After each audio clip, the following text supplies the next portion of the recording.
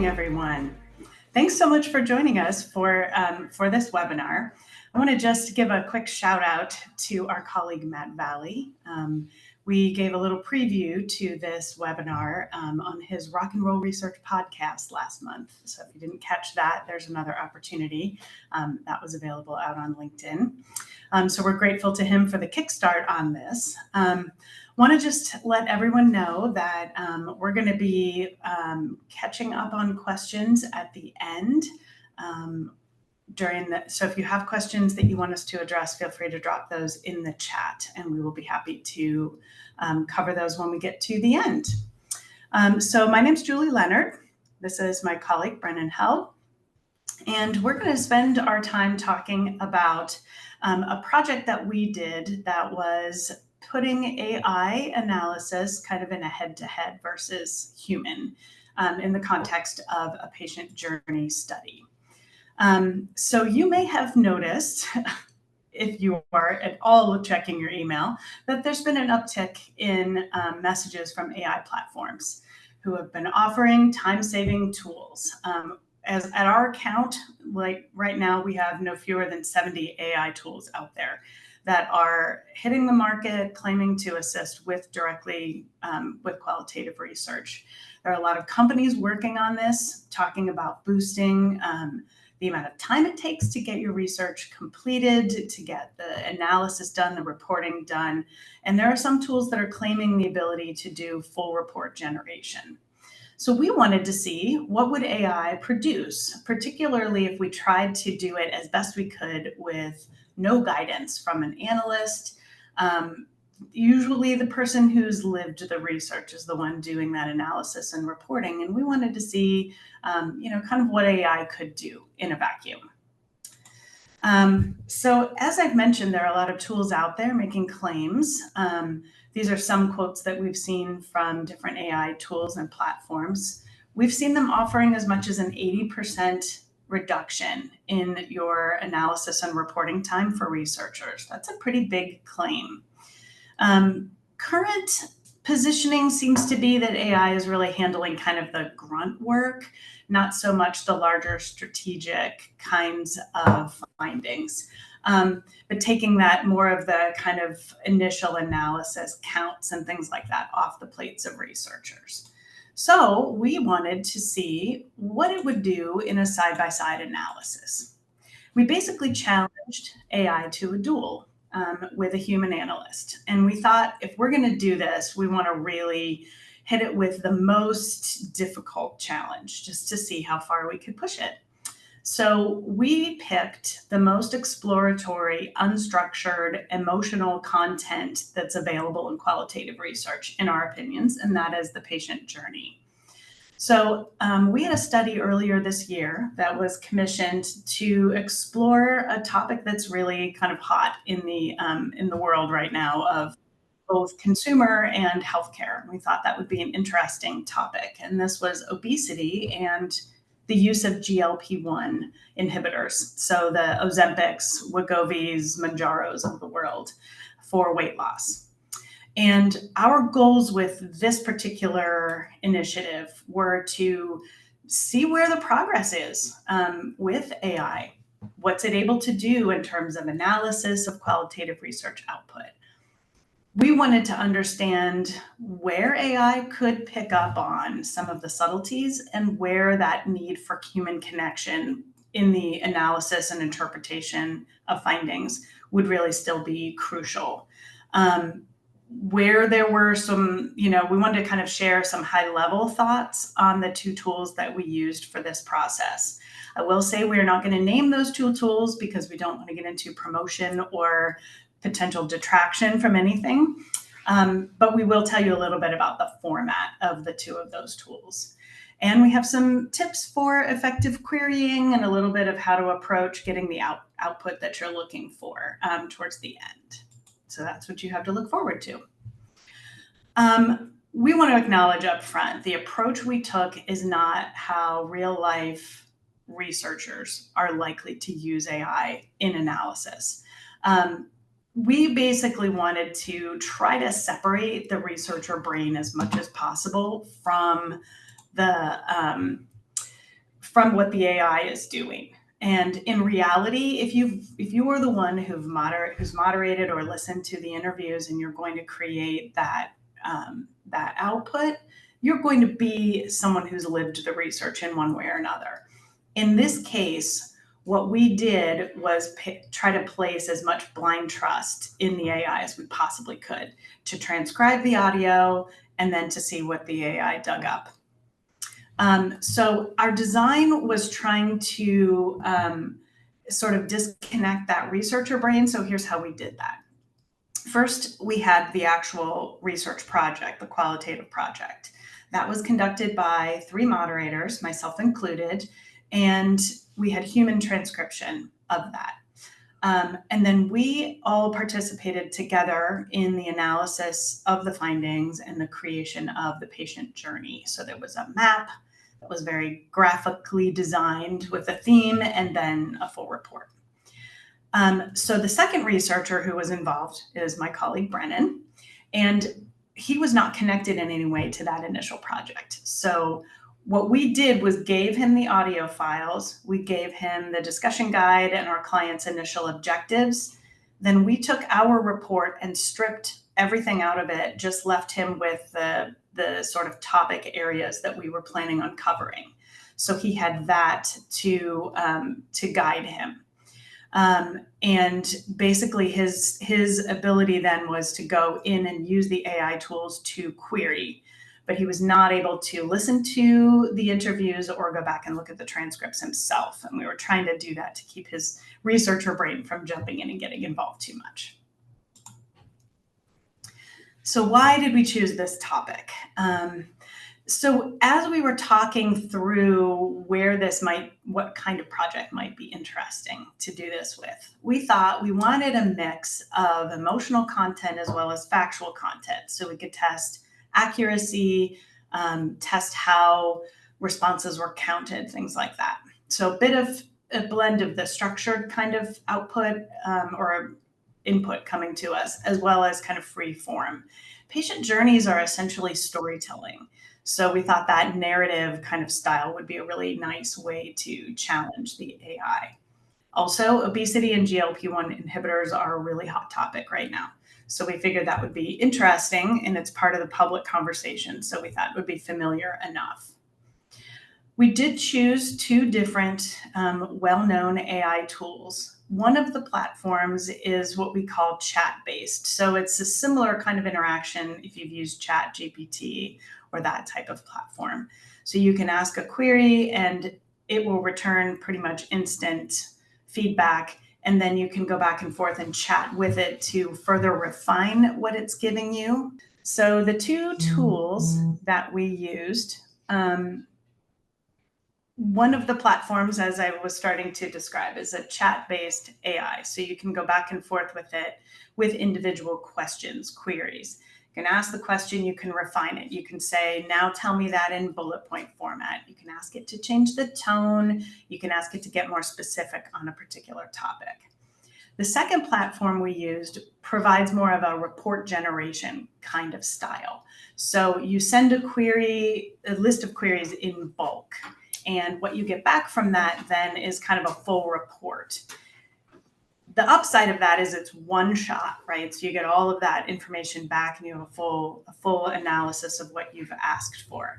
The downside is if you realize that it didn't quite understand, you need to refine a little bit. You need to go back and re-ask the full query and get that to give you the output from there. I will also add a note, there's been some temptation to use those quick report summary tools. We have one we use in-house at Market Vision that will join a meeting and it'll give you, right after the meeting ends, you get this instant report back of what happened in the meeting. It can even identify speakers. Over time, it starts to pick up voices, so you'll get who was talking. We thought, well, maybe we'll just check that really quickly and see what kind of response we get. And when we did that, unfortunately, sometimes what it would do is it didn't distinguish between the moderator's question and the respondent's response. So what would happen is sometimes I would ask a question as the moderator and I might have a probe specifically in there, and it would include that language, that text, as part of the response. So you have to be a little bit careful. I'll caution against using those as a tool for analysis, just because it doesn't really distinguish between what the moderator's asking, because everybody's part of a meeting, right? So that's how it's counting everything. I'm going to be discussing sort of getting into the findings. First up, as I showed, was where AI did well. To start off, we're going to look at sort of accuracy and reliability. To me, these were sort of the table stakes of, is AI usable? If it isn't accurate, if the data that it's giving back to us isn't actually driving insights that would be in any way valuable to clients, what is the point? Thankfully, what we actually found was that it was able to pretty consistently relay factual information that lined up with what we heard in the human report, that lined up well with what we saw in the transcripts. It was encouraging, to say the least. A part of that also is this idea of hallucinations that's constantly brought up as it relates to anything AI, just the idea that AI has a tendency to create information where there might be gaps. And what I found while I was doing my research was that pretty consistently, we actually didn't have an issue with hallucinations. I put the caveat there that it need be probed correctly.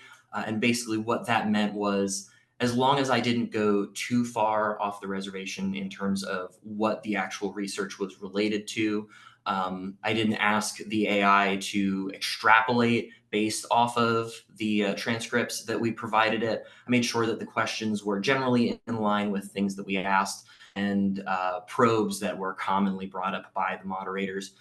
As long as that was true, the information that it brought forth was pretty consistent with the human transcripts. And we have 3 examples of slides that we can go through that'll show where it lined up, essentially. So the first one is talking about emotional and psychological impacts of obesity.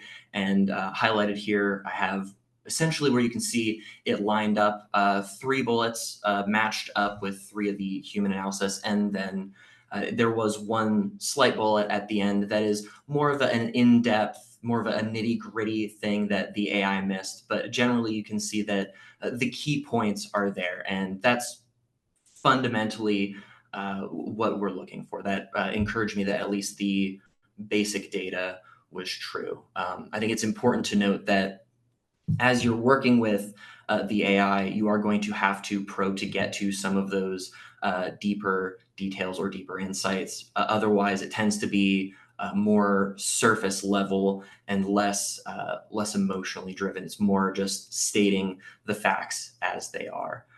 One of the things that I also wanted to note is that it did a good job of understanding some of the emotional language as it relates to patient feedback, things like pain points, unmet needs, desires. It was able to at least draw depth from those topics.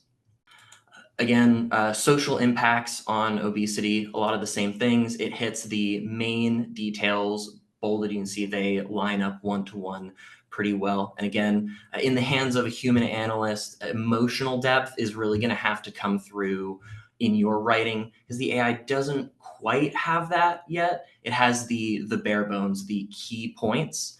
But as far as actually direct fact reporting, again, that's what we were looking for. That is the table stakes for an AI tool that can be used and can be productive in making your report writing efficient.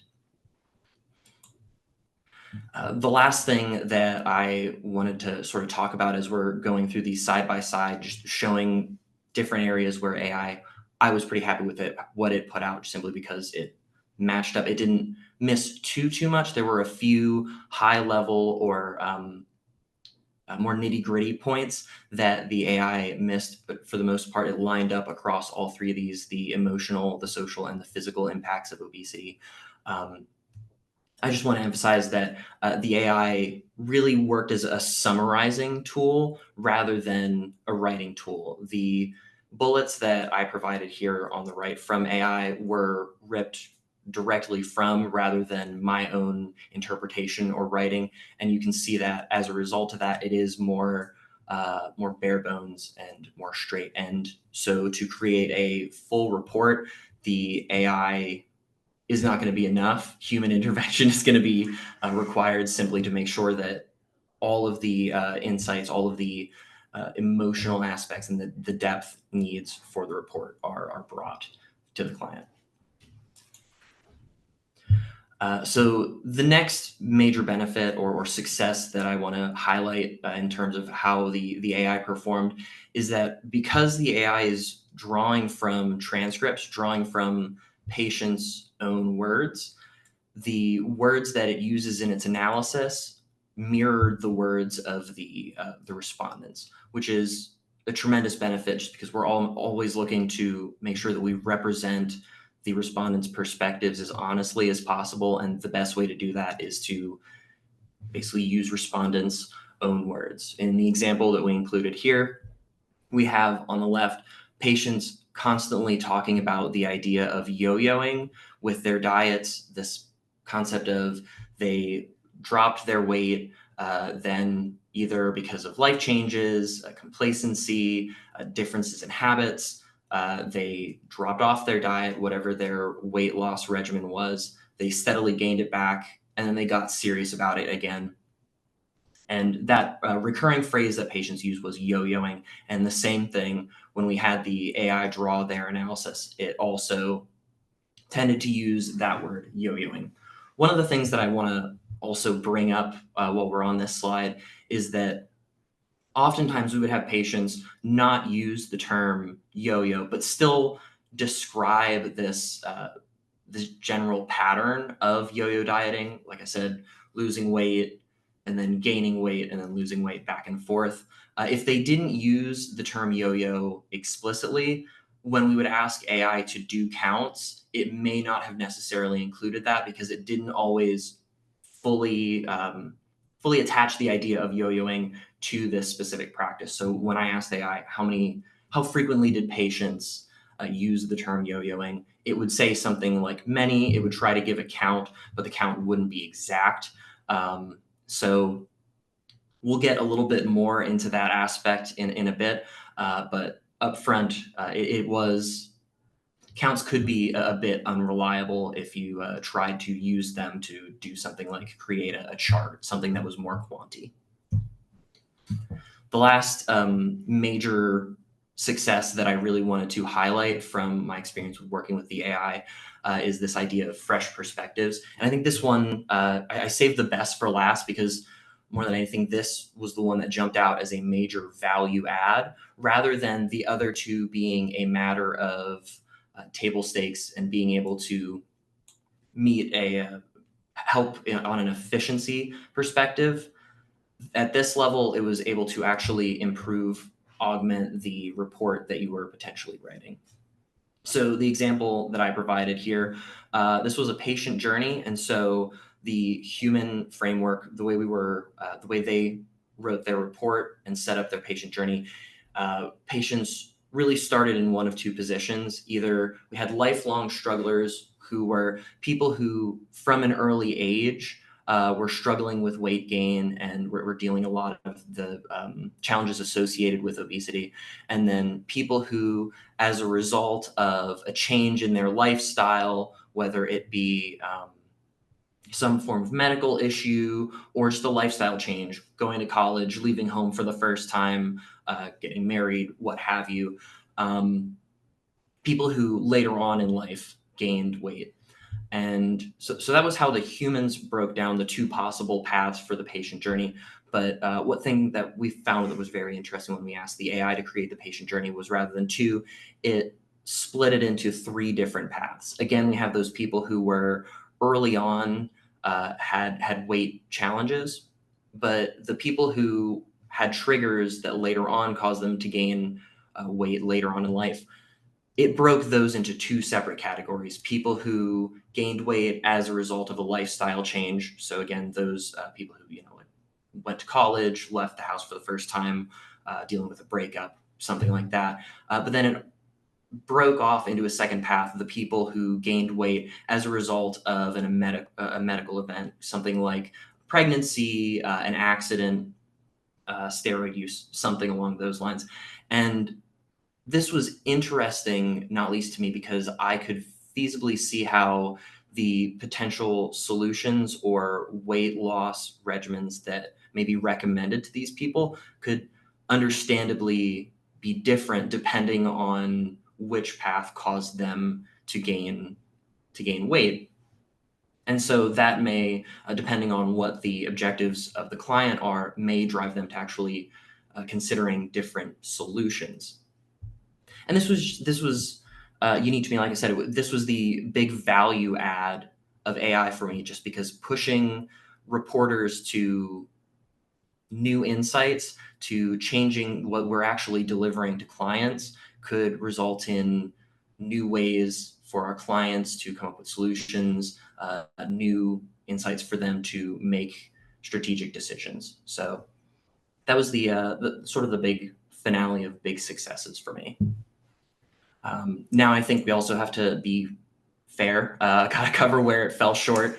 And these are going to be the sort of the red flags for me. We'll cover cautions or yellow flags in a bit, but up front, these are the big things that really gave me pause about, like, is AI worth it? Things you need to know.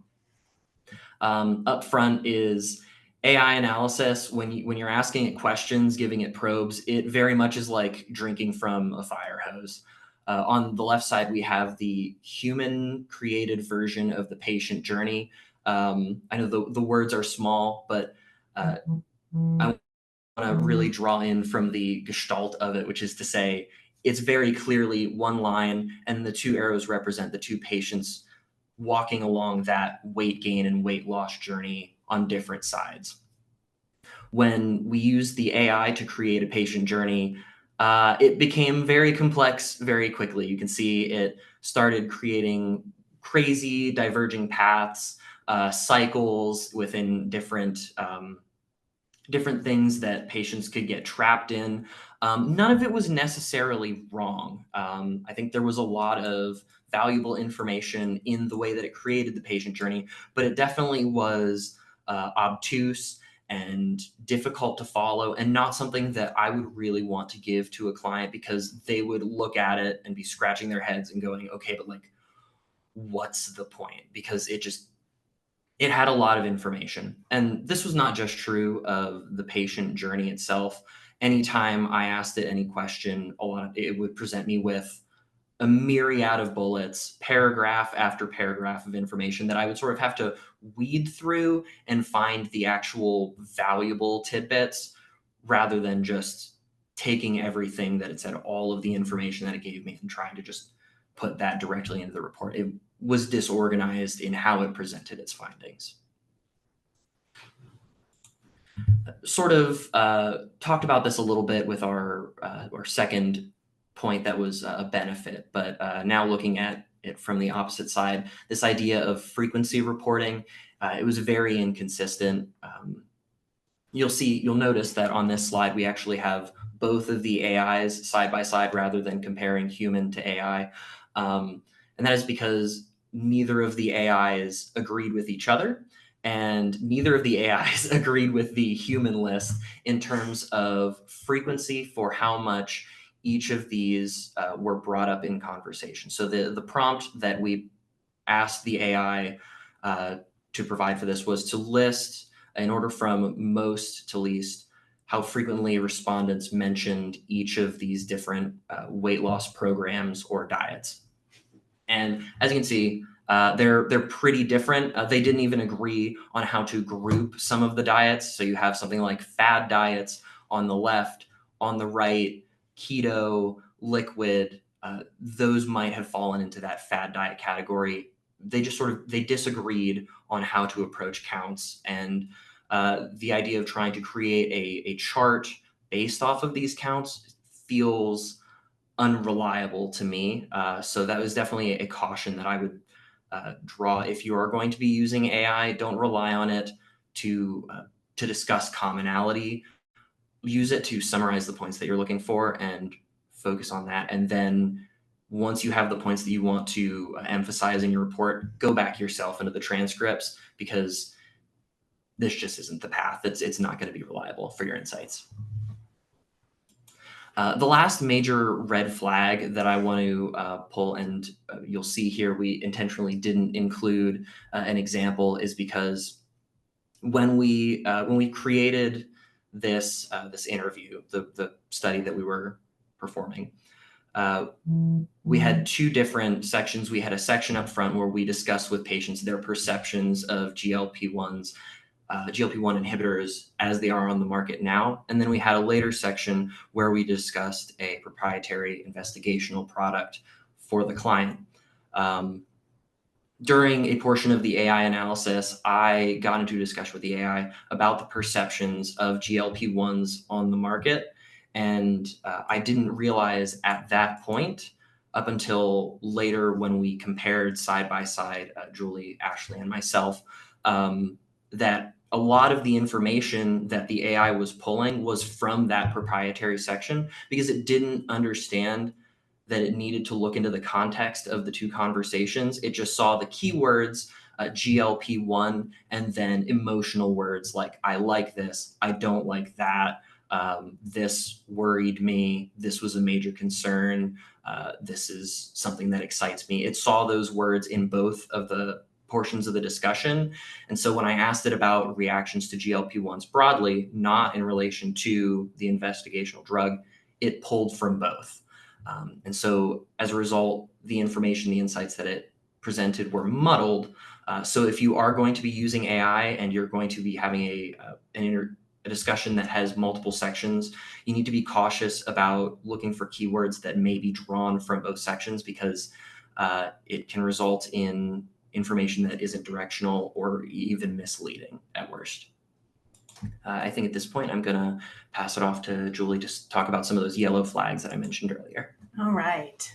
So as Brendan started to talk about, when you get back your response from AI, it's really returning a summary, and it tends to be just lists of things that are quite sterile, which in many cases, that's fine. In this sort of context where you really are trying to bring your client into the experience of these patients who are experiencing obesity, going through these different treatments, and experiencing side effects, the joy of weight loss, all of those kinds of emotions, you really want to bring them into that moment. You want them to experience that alongside the patients who they're designing products to care for.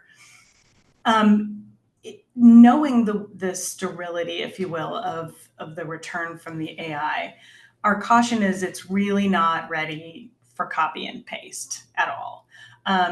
It's good to use for some gut check. I think, useful for if you want you've done a certain number of interviews, you're having a quick debrief, you want to make sure your gut check in your mind of what I think the top things are that rose to the surface in those first few interviews.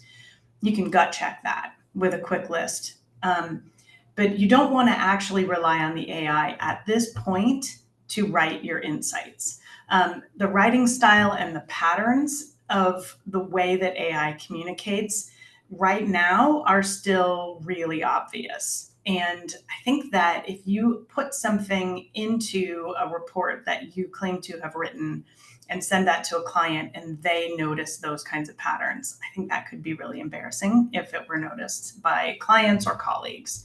The writing expectation is still that it's coming from us as human researchers. If you're offering a tool to clients where they can go in and get a quick AI analysis and the writing is the way AI writes, that's a different story. But if you're trying to produce a full report that is coming from a human, you want it to read like it's coming from a human. The other thing to just keep in the back of your mind is many of our clients have specific policies prohibiting the use of AI. And a lot of that is because there are open AI systems. And if you drop proprietary information into those, that becomes part of the AI learning tool that data is absorbed into that tool. So there may be security concerns that clients have. So certainly with each project, if you're working with external clients, make sure that you understand what those policies are. They're usually in the contracts. And obviously, if you've used AI, even if it's a closed AI system that you're sure is protected, if you have language that reads like it's written by an AI, you could spark some security concerns with your clients. Certainly the insights that are generated are imperfect and you need to review them carefully. And if something is saying to you, this doesn't seem like what I heard, you're going to want to double check that. I would not at this point in time feel confident relying on what I'm getting back. It reminds me a little bit of when sentiment analysis first came on the scene. And it seemed like it was going to be revolutionary for going through large data sets. And I think in many ways it can be. It can give you a good kind of, again, gut check on how things seem to be going across a large data set, whether that's social media listening or a large quant study looking at some of the open ends, that kind of thing. In general, those kinds of AI tools do have challenges interpreting human emotion. There are things that as a human moderator, I can pick up from what a respondent says that might be sarcasm. It might just be their tone. Obviously, too, watching the way language changes. Just as an example, if one of my kids tells me my outfit is sick, that means something very different than what it might have been a few years ago. That term, if an AI is understanding it, is probably not going to be as up to date as you might want. So when you've got respondent vernacular coming through that may not be the same as what the AI is trained on, you can come up with some pretty funny misinterpretations. The other thing I want to kind of take a moment to address here is attending conferences across the last year or so. I've seen a lot of presentations about AI where folks are claiming that they believe that the wave of the future is going to be AI moderated in interactions. And I would personally say that I don't think we're anywhere close to that being feasible. I think that the whole goal as a moderator is to establish a connection with the respondent, to have that human to human exchange where I'm expressing understanding of what they're saying. We're hearing responses, we're giving them back a little bit of that empathy and understanding. We're using the things that they say to prompt us to go down potentially different paths, which AI is showing some capability to offer. If a person says this, you might want to probe that. It's getting helpful, but I don't think that the connection that humans need in order to feel safe opening up is going to be coming from AI anytime soon. I am very curious to see how all of that goes, but right now I don't feel like that's something that we should be pursuing as immediately as some of the services are offering me that today. To kind of build on that, when you have emotional kinds of responses, you want to convey that in a way that holds that compassion for the respondent in the writing that you provide back to your client, particularly something like a patient journey where you want them to really immerse in that experience and to understand what the patient's using their products or that they're developing a product for, what that life is like for them. And when you get back that AI writing that's just very sterile, doesn't provide you any of the connection that you get with the human interpretation of it, it's just not quite there yet. So again, if you're using this as a tool to kind of make sure you're catching the high points of what was brought up, and then you're doing the writing and the interpretation and adding that human overlay, I think you're in good shape. It's just a little bit, as Brendan said, of a yellow flag. So we have some tips for AI use, and just to kind of, if you're dipping your toe into this, to give you a little bit of some cautions and some guardrails. So in the world of being online a lot more with interviews, usually respondents and moderator and backroom can all see what's on screen at the same time. So if I'm sharing a concept, for example, everyone can see what's going on. If you think back to, it happens fewer times than I would like nowadays, but thinking back to when we're all in person. And you have your clients in the back room and they're trying to see what the respondent is pointing to on the table as they're interacting with the moderator. And so they might say, this one, I like this one. If you don't, as a moderator, we were always trained, if you don't say, oh, that's code B, or that's, that's this element. If you don't identify that, then your backroom isn't able to keep up with what's being shared. Not everyone can see, especially if something's flat down on the table. You really have to treat AI like a backroom that can't see.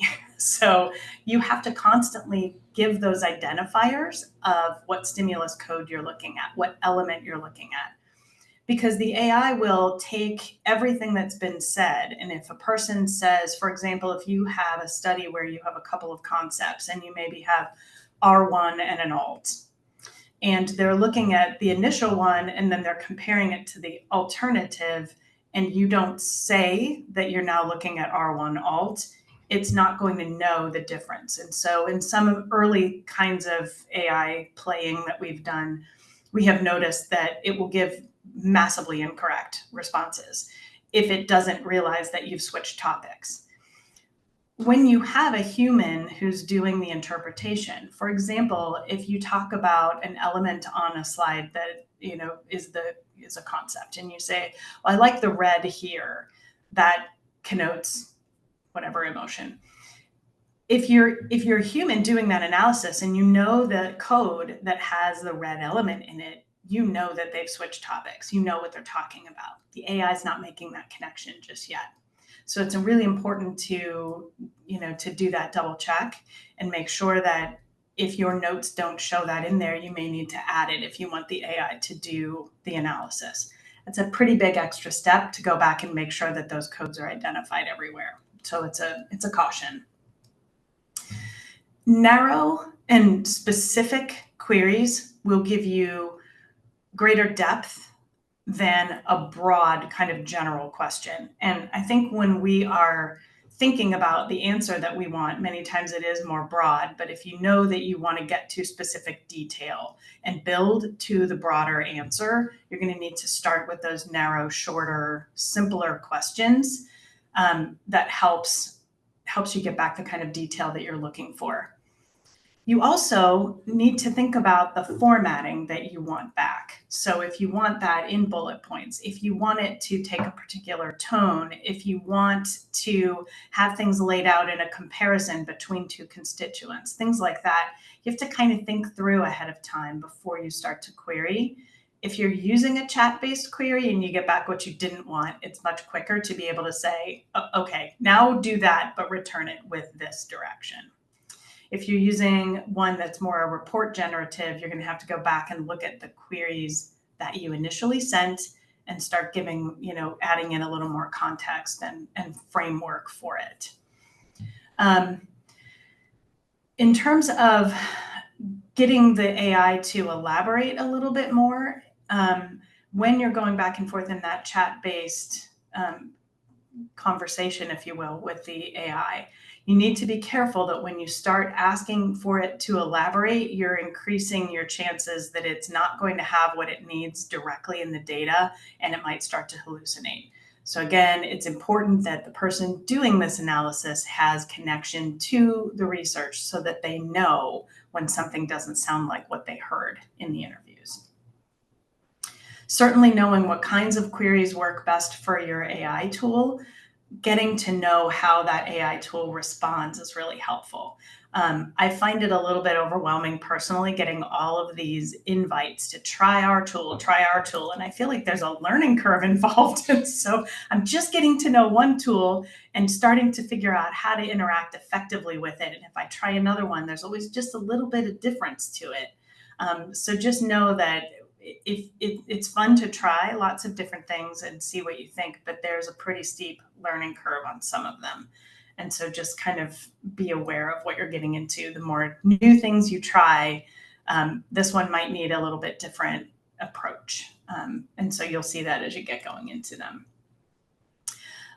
Many of the AIs offer you the option of looking for keywords. So particularly if you're trying to decide in your report, am I going to say this was a universal response? Am I going to say many or a few? And I want some counts to back me up a little bit.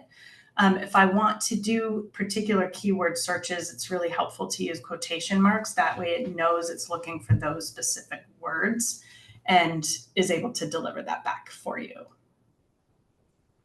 All right, so this is kind of our little open letter to AI developers. As if you have folks who you want to give feedback to, and if anybody is listening who's working on AI tools, these are some of our thoughts on that.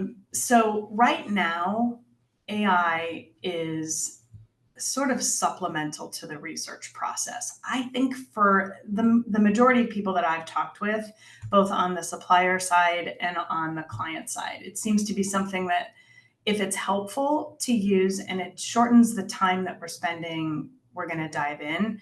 It's not a necessity, however, and a lot of the writing that we do, a lot of our analysis, a lot of our strategic planning and thinking that we do is still happening in our brains. That's the way that we're used to doing that.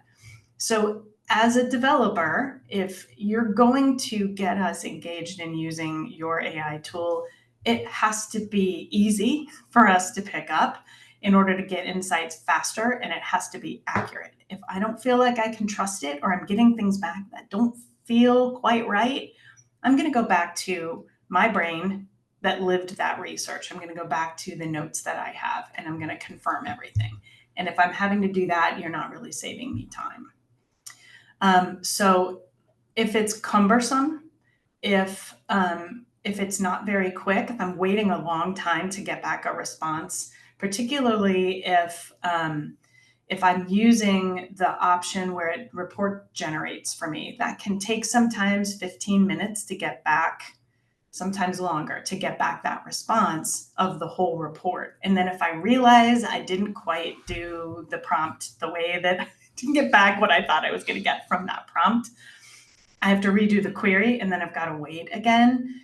If your tool is report-based, it would be really beneficial to the end user to offer a chat or rapid response option that can build on that report that was just generated. I don't know how difficult that is to do, but I do know some of the tools that we've worked with are adding that feature now at user request. It really can help make that easier for us to get better at the querying. The other piece to this is we've been offered different interviewing platforms. Sometimes we'll say, well, we now have this AI tool and we'll offer it to you. And sometimes it's quite a steep cost. Knowing that we have this learning curve, whether we're new to AI or we're new to this AI, it can be quite a big investment. And I'm not sure yet whether I'm going to get the return for that investment, whether it's really going to save me time or if I'm going to waste a lot of time learning to get better at communicating with that AI. So knowing that offering free or a dramatically reduced cost, not just for one project, but you've got to offer it for a few so that we have a chance to get in, get better at using it, and really start to see that value.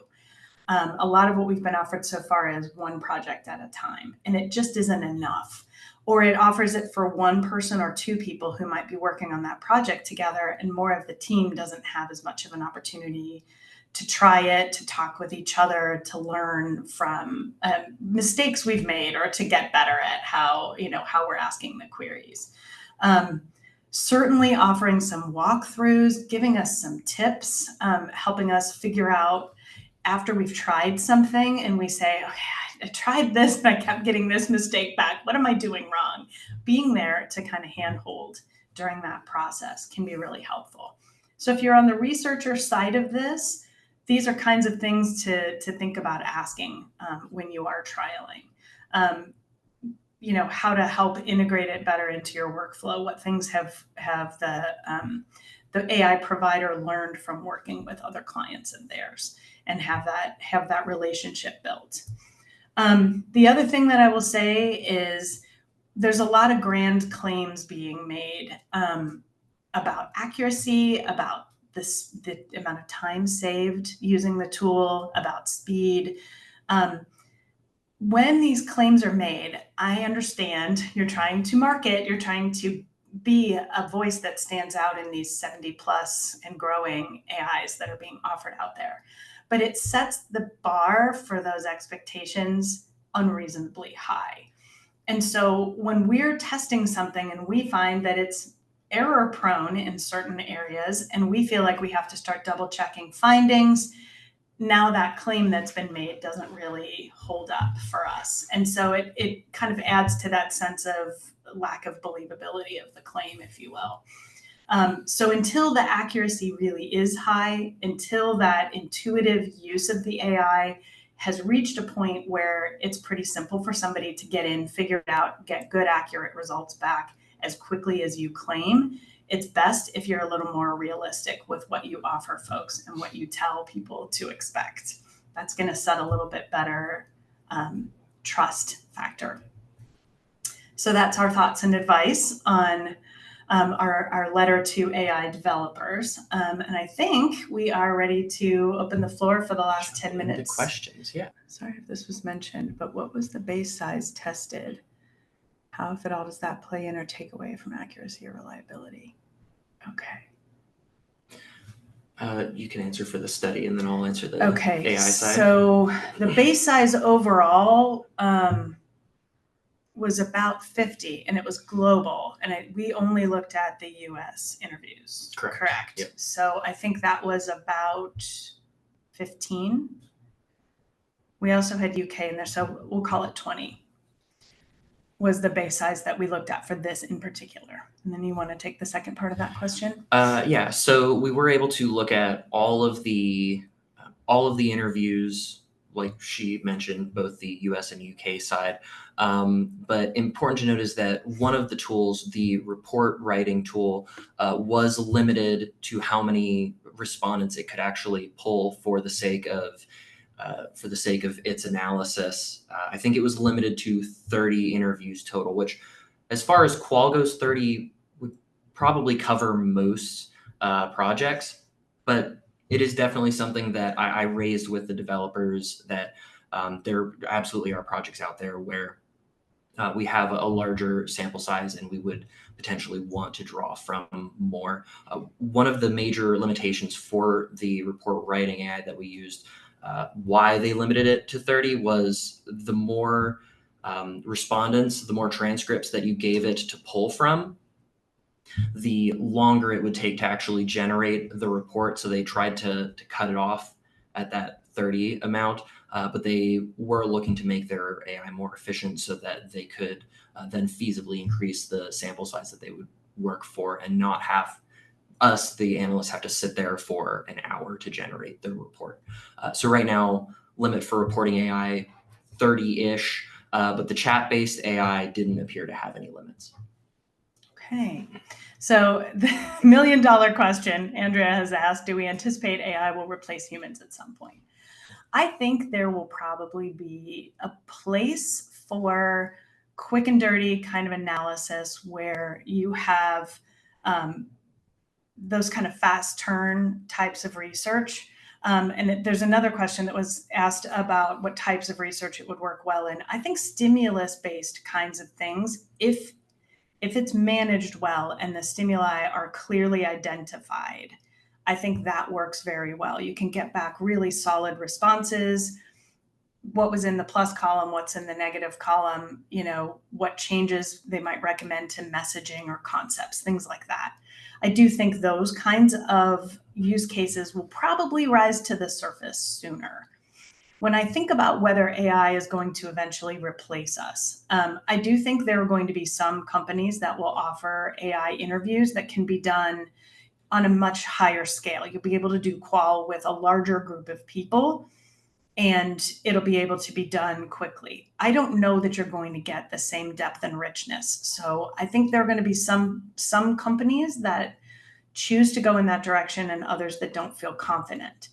I will also say, as we've gotten more complex with quantitative techniques, and we have, complex mathematics being done by computer systems, certainly the people who were doing computation of the actual analysis of responses that were filled in on a sheet back in the paper days, those people are not doing that work in that way anymore. But their jobs have changed. They're still needed. I don't know of anyone who does a conjoint or a segmentation or discrete choice without humans setting that up, without humans being involved in planning, strategizing, interpreting what you're getting back from the results, rerunning things when they don't seem right. I don't know that we're ever going to be able to have research happening without any human interaction and involvement. I just expect our roles are probably going to change. I don't know if you have any other. I think you summarized it All excellently. right. What was our most significant aha from the experience? Do you want to? Yeah. So I'm actually I'm gonna walk away with two ahas, and I think I'm gonna base my answer off of the purported benefits that we always hear from all of these AI developers that come at us with this is the purpose of the tool. Up front, does it make me a more efficient researcher? And are the insights extraordinarily reliable, on point, 100% all the time? I think the answer to those is probably no. I didn't feel like I was getting an amazing amount of time saving out of it. And that's always the thing that they peddle is like, your report is going to be essentially written for you by the AI. That's not there. And you still have to do a lot of sifting through the wall of information that you get from these AIs. That said, I do want to point out, again, highlight that major benefit that AI does of potentially reframing or encouraging the analyst to approach the report writing, the analysis, in a way that they hadn't previously considered. And I think that could feasibly change the reports that we are presenting to our clients. I would say the cost of time, if any, was negligible. It took me about the same amount of time to write the AI report as I felt it would for a human to write a report off of their own insights and off of their own notes. But the fact that as a part of that process, I did get to see a new perspective in the information. That was the big value add for me. So that's my ahas. Okay. For me, I think I'm continually blown away by how fast this is all developing. And, I just want to re-emphasize, this is a snapshot in time. So what the AI was capable of doing for us in this context may be very different if we reran it now or in 6 months. So the connection and the chance to play with AI has constantly been astounding me at, how quickly things are developing. I do feel like oftentimes when we get new technology, people are very quick to trust what the computer spits back out. And for me, the big aha is, I think our gut and our memory and our researcher brains are always going to be the final word on whether we think something is what we heard in the research. And there are things that I believe we take away from these interactions that I don't know necessarily if the connections would be made. I think it's going to be a very long time, if ever, for AI to be able to operate independently. So that was really solidified for me through this process. We did have a question about if we use AI to help create materials like screeners or discussion guides. I will sometimes put in a query about what would I ask in this situation, just to see if there's anything I missed. Generally, what I get back is pretty close to what I had in the guide. I find personally, just from my own process, and maybe it's because I've been doing this a long time, but I like to think through how the conversation flow is going to go and think through those clients' objectives and kind of build the discussion out from that. And I feel that the interviews go best if I'm working from my own, my own brain, my own thought about how that process, how the interview is going to go. So I like it to double check me, but I don't want it to necessarily create a discussion guide for me, because I don't think in the end that it's going to fit my voice as well when I'm doing those interviews. I usually don't like it when another human writes my discussion guide for me either, so that's probably part of it. So there was a question quickly about hallucinations that came up. I had to kind of push it, honestly, to get hallucinations out of it. Fortunate aspect of that, like I said, drinking from a fire hose, it's sending you a whole lot of information, is that the information that it tends to repeat is the information that you feel is more reliable. So you can sort of lean on that. Specifically, I think the only area where I ran into hallucinations was the discussion of specific diets that different patients had used. I brought a list, or two lists, for the two different AIs to Julie and Ashley, and when they were comparing their human version of the report to my AI, there were one or two diets that were mentioned in the AI list that hadn't actually came up in the human version. But that was the only time that I could say that there was like a major hallucination.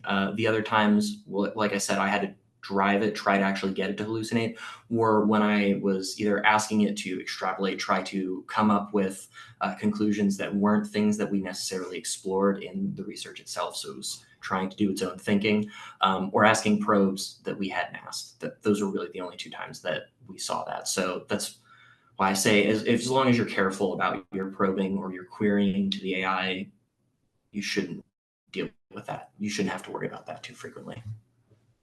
So last question we have on our list is next steps. So it didn't happen in a vacuum. We're all testing AI as we go. We're learning from every new offering that the existing platforms we're playing with have to offer, and then trying out new things as we're given an opportunity to trial something on maybe an interviewing platform, or it may be an AI platform that's a standalone. We're trying to continually learn. I do think, as I mentioned before, that some of the more straightforward stimulus-based kinds of things may be our best first use cases, and we have tried it in those as well. What we did here was more, we wanted to kind of challenge it to a duel on the hardest possible thing that we could come up with and see how it did. And wanted to share that with you today. Looks like we are at time. So thank you all so much for attending. It was great to share this time with you. We thank you again very much for being here. Have a great day, everyone. Thanks, everyone.